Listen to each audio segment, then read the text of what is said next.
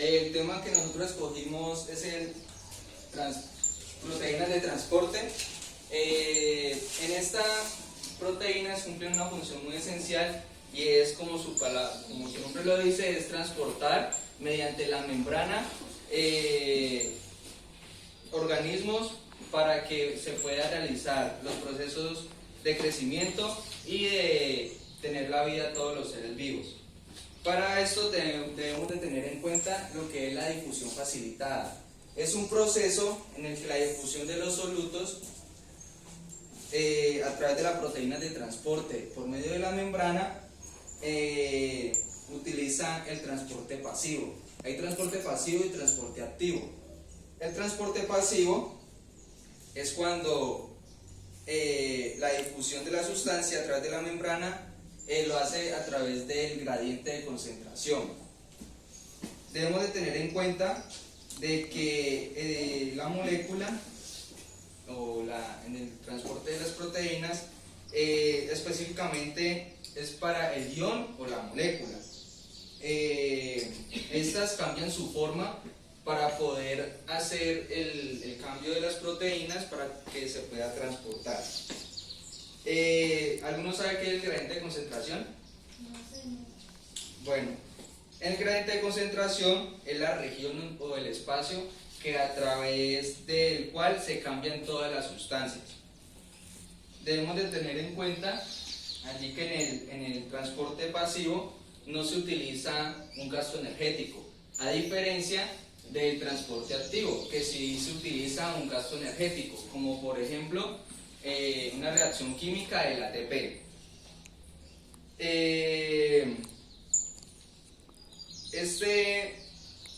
Lo que hace el transporte activo es de que se difundan en su interior las moléculas y contamos con lo que es el transporte activo primario y el transporte activo secundario. En el primario, la fuente de energía principal es el ATP, que se da por la reacción química. Y en el secundario, se utiliza un gradiente electroquímico en el que genera el transporte activo. Allí también debemos de tener en cuenta lo que es uniporte, simporte y antiporte. ¿Qué es esto? En el uniporte es cuando una sola molécula se trasloca en un solo sentido.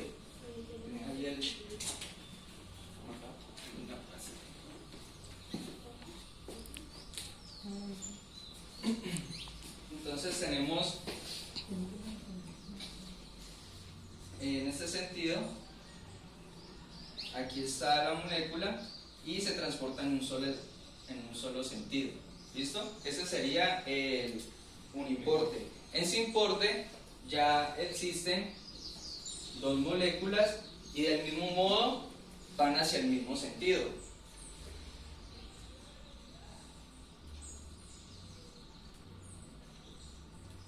Y por último es el antiporte. Las mismas dos moléculas, pero entonces estas ya van en un sentido contrario.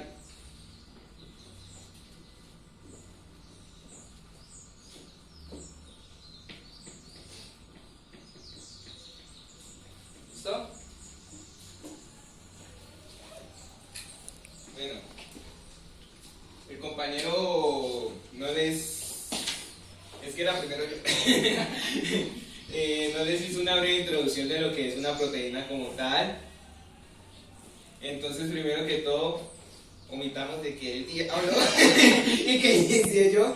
Entonces hay que entender de qué son unas proteínas, pues para poder hablar de proteínas de transporte, proteínas enzimáticas, proteínas defensivas.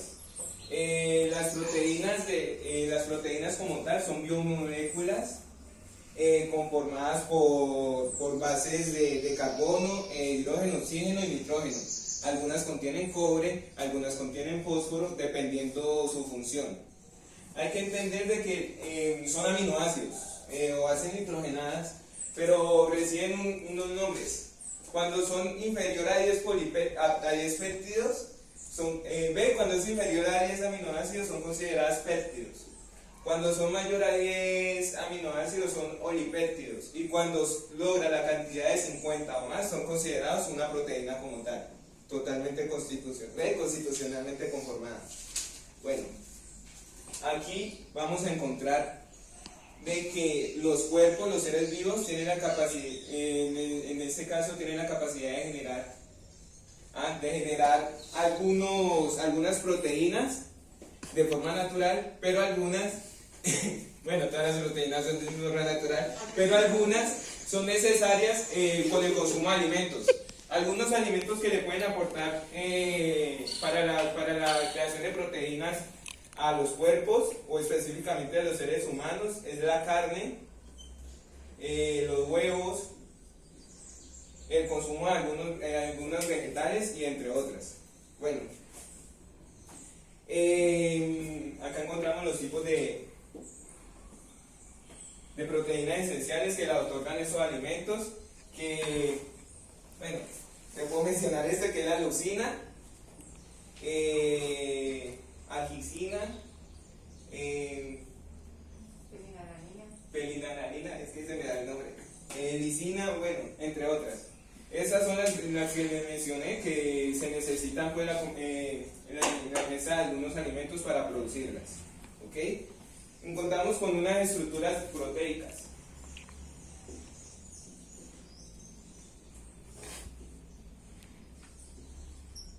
Esas se desglosan de origen primario, secundario, terciario y cuaternario.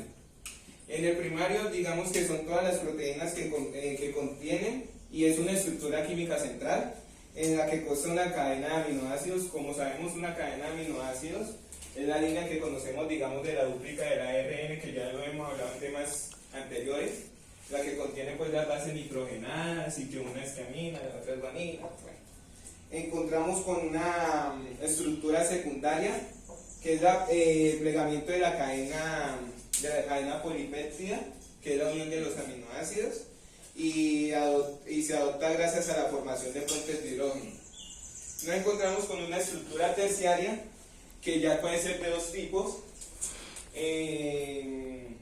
la fibrosa o la globular. La fibrosa se consta de que mientras se va formando la proteína, su forma pues es esférica, y la fibrosa es de origen, es una cadenita larguita, la que se enrolla por lo general. Y encontramos la cuaternaria, que es cuando consta de más de una cadena polipéptida. Bueno, hay propiedades que tienen las proteínas como tal. Entre esas propiedades se encuentra la especificidad y la desnaturalización. La especificidad quiere dar mención a que todas las proteínas cumplen un rol específico. Algunas proteínas que van a hablar nuestros compañeros, unas son que se encargan de la defensa de un organismo, otras son de transporte, que es la que estamos hablando nosotros, otras son enzimáticas, y bueno, entonces quiere decir de que cada proteína que se encuentra alojada en nuestro cuerpo viene con un material genético para saber qué función debe cumplir. También hay que mencionar que no todos los seres vivos funcionan de la misma forma una proteína. Ya es ajuste después, digamos, de cada proteína. Y la desnaturalización, esta ocurre cuando se rompen los enlaces que conforman una proteína, y cuando, digamos, una proteína es capaz de ser soluble en agua, que se mezcla, digamos, se logra una mezcla, esta pasa a ser insoluble. O sea que presenciamos el mismo caso que presenciamos con el agua del aceite, cuando se trata de mezclar y pasa eso. También cabe mencionar de que estas tienen la capacidad de volver a un proceso de renaturalización, que, digamos, se vuelven a unir los enlaces que tuvieron ruptura y pueden volver a cumplir la misma función. Y bueno, hablando específicamente ya de las proteínas de transporte,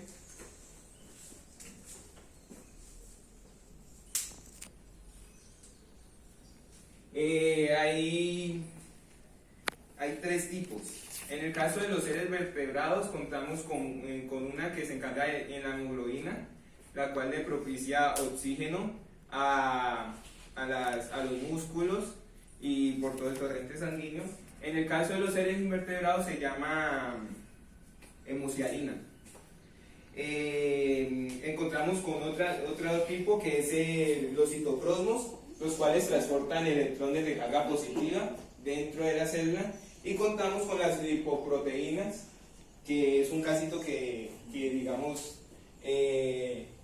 no produzco casi, que se encarga de brindar, bueno, las bases lipídicas, ya lo hemos hablado en temas anteriores, a nuestro cuerpo. Esta más que todo abarca en el tema de triglicéridos y de colesterol. Pues tiene la capacidad de transportarlos por toda la sangre. Todas estas proteínas, bueno, son de base, digamos, de que se transporta por la sangre y tienen la capacidad de nutrir a todo el cuerpo. Bueno, allí dice, sus estructuras que forman un conducto en la membrana a través del cual pueden pasar determinados solutos por difusión. Entonces esto lo podemos notar en esta imagen, en el cual va a pasar la proteína.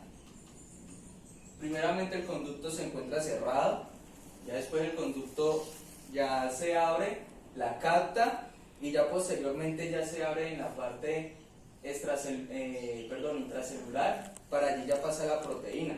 ¿Listo? Este proceso de transporte pues, requiere de la proteína que faciliten el movimiento de las moléculas.